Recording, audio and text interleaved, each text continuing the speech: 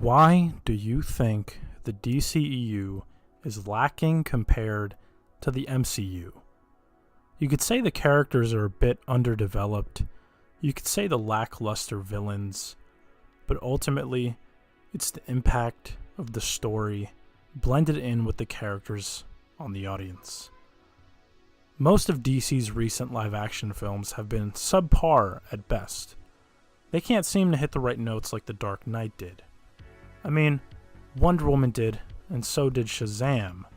So that gives me hope for the inevitable future. But will the stories be as impactful with the characters not being fleshed out as much? I don't think so.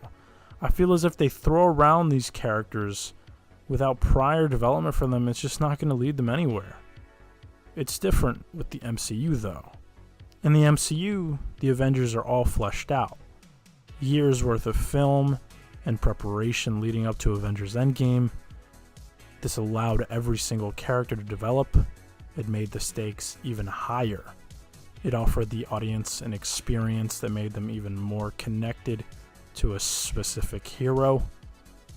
This relates to how Batman has had many interpretations over the span of decades. People know and love Batman. Maybe this is what other characters needed for the live-action films.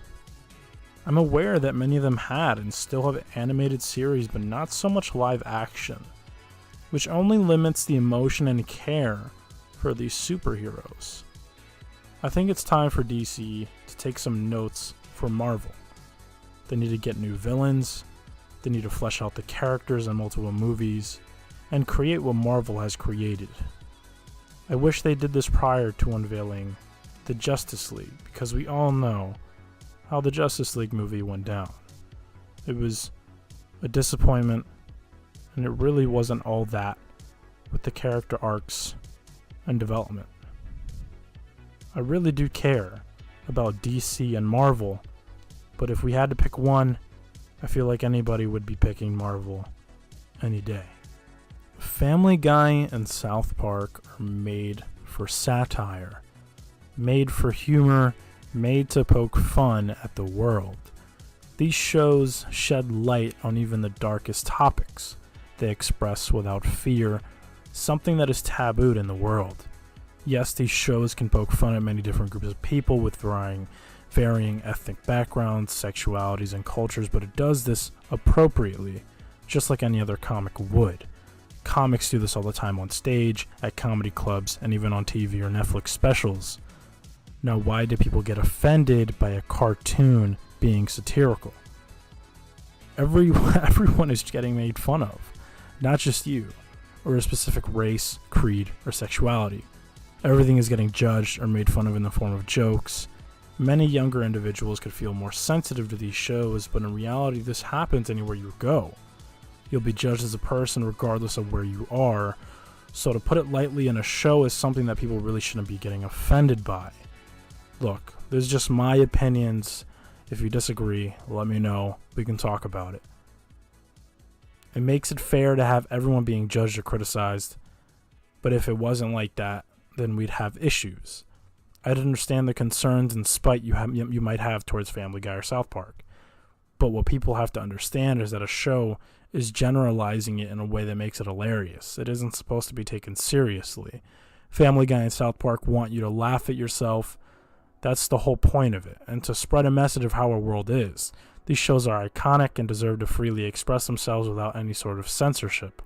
Censoring or limiting it would be disastrous to the success, which is unfortunately a problem in the last couple seasons, especially for Family Guy. Hopefully they'll go back to the roots and not really care what people think. 2019 is a tough year, but if it's tabooed in real life, then why not allow it in these shows? What is adaptability? It's the quality of being able to adjust to new conditions. That is the dictionary definition of adaptability. Now, how does that apply to video games? It does in highly competitive games like League of Legends, Fortnite, and CSGO. There are many others, but those will not be mentioned. Out of those three, the focus will be on Fortnite. Fortnite because it is always changing on a weekly basis, which does force pros and casuals alike to adapt to the new metas. But when does this start to become a problem?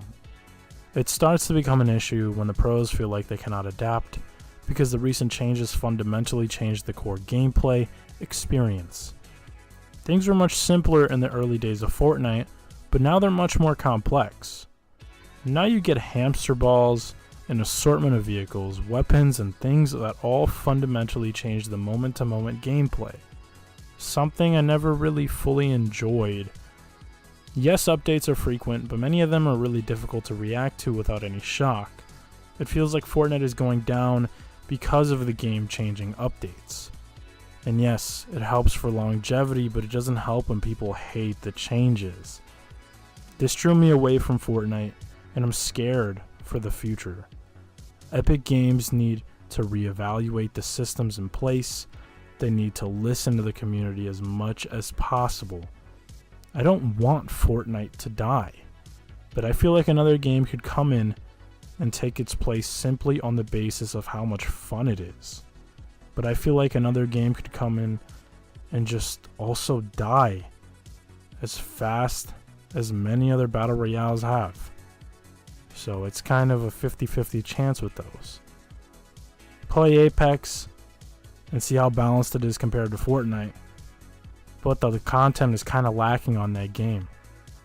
I wish it were different, but I hope they get their shit together as well. I love both games, but Fortnite isn't the same anymore. Maybe sometime soon I'll go back to it to play Arena, but from what I'm hearing, public games are not fun anymore. Let me know what you guys think down below, and I hope you guys have a good day.